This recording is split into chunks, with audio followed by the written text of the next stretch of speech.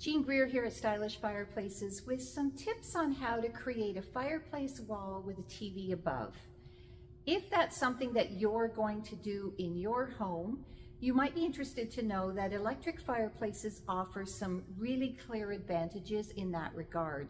First of all, electric fireplaces are zero clearance, so we don't have to worry about the wall materials around the fireplace. They don't have to be non-flammable. They have a low heat output compared to gas fireplaces, and the heat is controllable, and we don't have to have the heater on at all. So they're not going to overheat the electronics above. And they come in all of the sizes that you need to work with today's larger flat screen TVs. So those are some general advantages of having an electric fireplace below the TV. Beyond that, let's talk about the design elements that you might want to think about as you're designing that wall. First of all, TV height. You should start with that because if you're going to be sitting in the room and watching the TV, obviously you want to be comfortable.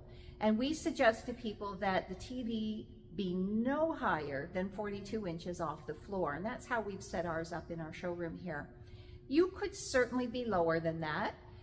If you're higher than that, then you're going to have to consider at what angle you're going to be watching the TV. Now, if you're way across the room, or you're standing up, or you're sitting in a specific type of chair where your gaze will be up, then higher than 42 may work for you. It's a starting point, but make sure that the TV viewing angle is comfortable for where you're going to be sitting. Fireplace height. Generally speaking, when we put a fireplace below a TV, it's going to be this linear style. And with those fireplaces, we definitely want them up off the floor. We start at 12 inches from the floor to the bottom of the fireplace window. You could go a little higher. You could go a little bit lower. They are not meant to be at floor level. They will get sort of lost behind the furniture.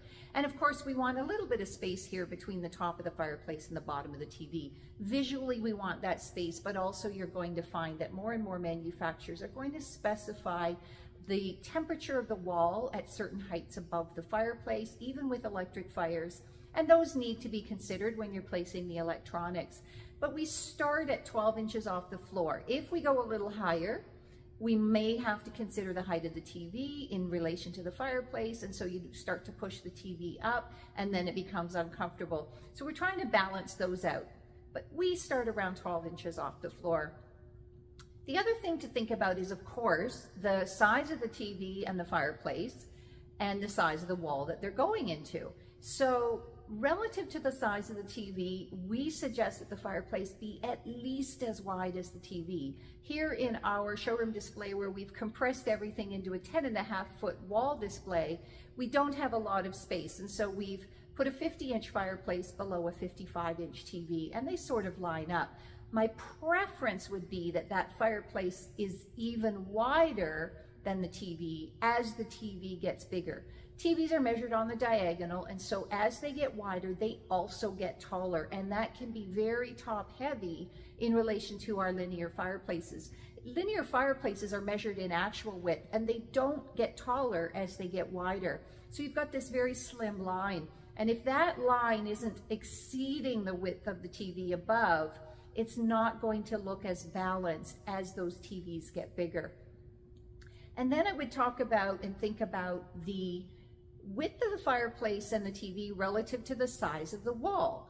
You want a minimum of 6 to 10 inches of tile or stone or whatever your wall material is on either side of the fireplace and the TV. That's a minimum. You could certainly have more. Now, if you're going to have a huge amount of wall material showing, that might be an indicator of a fireplace that's too small. So start with 6 to 10 inches of your tile showing on either side of the fireplace and figure out if you've got the right size fire for the size of your wall. Obviously, we don't want a dinky fire on a humongous wall, nor do we want to max out the fireplace and TV size on a small wall. So there's a balance there, as there is with many things.